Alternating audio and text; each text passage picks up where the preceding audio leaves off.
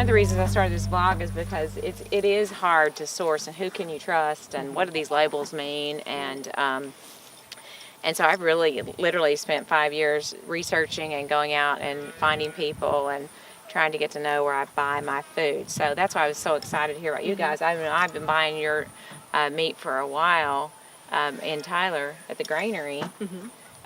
But I just made my first purchase from you all directly, so I didn't know that I could do that. So I was super excited to find it. I want to find out exactly how people can get these products and what you sell.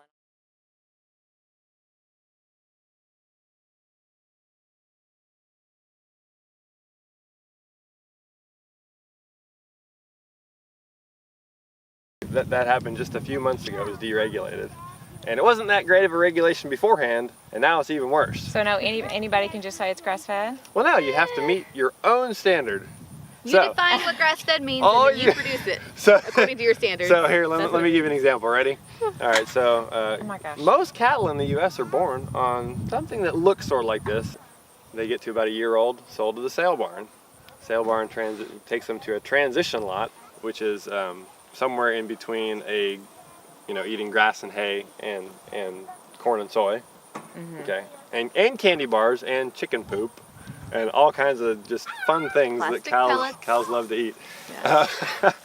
But at any rate, and then from there they're shipped to a finishing lot or a feed lot, which is 3 months of nothing but concentrates. Right. So it's usually corn product, soy product. The owner of this whole company, they can say, well, our cows, whenever they were born and they were calves, they were on a grass field and they ate grass. Therefore, they are grass-fed. Okay, so this is what the United States is allowing for the label at these big, huge supermarket companies that says grass-fed beef. Not to mention they're not addressing the antibiotic issue, like, there's low-dose antibiotics and all that garbage just to keep them alive in the feedlot, and they're all going to have ear tags, and it's not to keep track of what number cow they are. Well, I guess it is too, but it's to give them estrogen, and it'll give low-dose estrogen to all your cattle and extra 5 pounds of meat per head. Which then in turn, when we eat that kind of meat, that's why people wonder why they're gaining weight. But if they're dosing them with hormones to make them gain weight quick, it's going to happen with our population too. And there's a lot of implications. The FDA will say, well, that's not proven. That hasn't been proven. Well, it doesn't need to be proven. Let's just look at the population. We definitely have a problem. We have a problem, and and also too all the things that happen with hormones in your food for boys and for girls. Yeah. Well, you look at all the estrogenic cancers now. Right. Breast cancer is right up there at the top. Right. So anyway, it's not normal for our bodies to have cancer. That is not normal. It's something. So we're doing something wrong. We have the highest cancer rate of a first world country. Yeah. Here.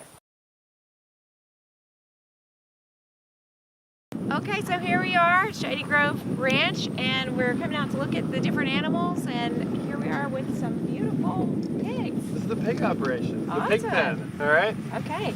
A couple things I want you to notice, okay? Like we raise pasture-raised pork, right? Okay, so what does that mean? What we're doing here, we are taking these pigs and we're utilizing them, we're using their natural skills to help benefit the farm. Okay, and how do you do that? And so pigs love things like blackberry roots. So if we have a blackberry infestation on a fence or near a fence or something like that, we can turn them in there and get them to dig it all up, and then next year we can have some nice grass right there. Oh, great.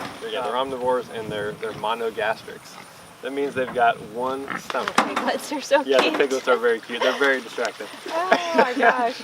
But anyway, pigs, they're not like cattle because they've only got one stomach, so they're supposed to eat some grain. Okay. So what we do is we give them a custom mix a custom feed mix that I personally have control over, and I source it. I have control over it, and I tell them how to do everything. It's all non-GMO. It's non-soy. It's non-corn. So the pigs, what they're doing is they're taking a lot of this feed that we are purchasing and turning it into fertilizer. Awesome. They're spreading it out all over the pasture. The pigs are gonna be here for about maybe another week. We move them very, very often.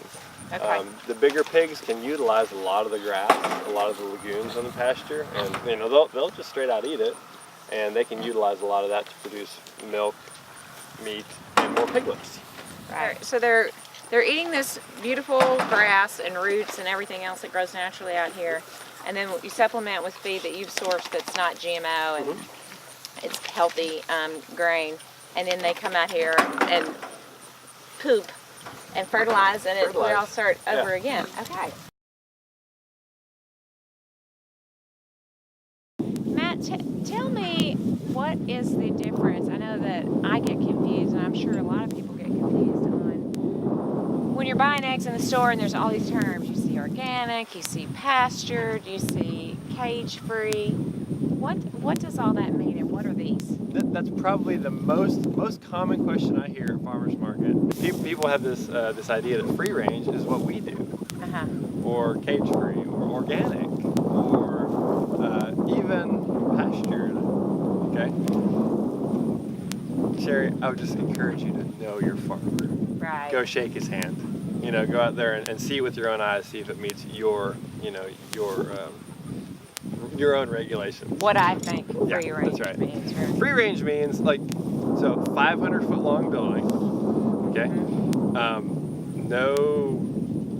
Obviously no access to any grass whatsoever. Okay. If they were to drill holes this big in the side of those buildings so the chicken could poke their head out, they would qualify as free range. Oh, wow. As free range. Okay. Wow. Sounds like it's a marketing. It's a marketing thing, you know. And you know, even the word pasture raised, just because it's on a label, don't believe it, because that's not a regulated term. And so the beauty of this is this is going to move around Twice per week. Wow. Twice per week. So you know, we've got, this looks like, it actually doesn't look like that many chickens. This is 500 laying hens. Wow. Okay. And first thing they do in the morning, they wake up, they jump out of their coop, which doesn't have doors on it. They just get up there to roost.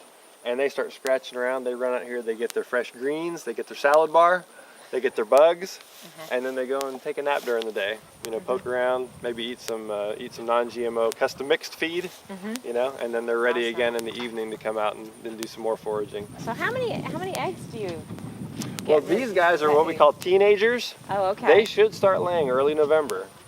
But so they're just hanging out. They're just loving life right now. Yeah. They don't have any responsibilities.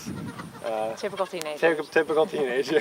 But no, so 500 chickens, they will start giving us, since it's, you know, coming into winter, they'll probably only start with about 350 eggs a day. But that's a lot. Wow. That's a lot.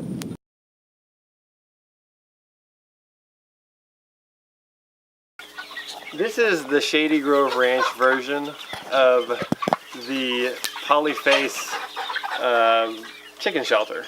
Okay, this is about 6 times as big as what Joel Salatin uses. But instead of having a whole army of interns, we've decided to just have a bigger shelter. All right, so we've got about the same square footage chickens to shelter as Joel would use at Polyface Farms. This is what we call a mobile range coop. I didn't design this thing, I just copied it from somebody else. And what we do is we move this whole entire structure every day. Again, we bring the tractor out here attached to a set of pull chains, and my apprentice or oldest son Chevy gets in the back with a little flag. And so they stand in the back and they walk with the shelter as I pull it forward with the tractor. And so they have a flag back there just to scare the chickens forward. And it works out real good. It's absolutely revolutionary. And it's just cut down labor tremendously, which means I'm able to reduce my prices and provide just the world's best chicken to the everyday Joe.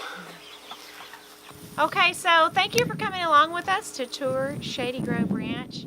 And Jerica and Matt were so kind to take us out and tell us all about their farming methods and why it's so important to eat healthy and know where your food is coming from. So I learned a ton today, and I appreciate it so much. And you can find out more about the ranch at shadygroveranch.com and sign up for their newsletter. Look at all their different products. You can find out where they're delivering or how you can get to the ranch to come pick it up yourself. So thank you so much, Jerica. Yeah, thanks for coming. So I'll see you next time on the Get Real vlog, where you and I together are going to learn how to get ourselves and our families healthy.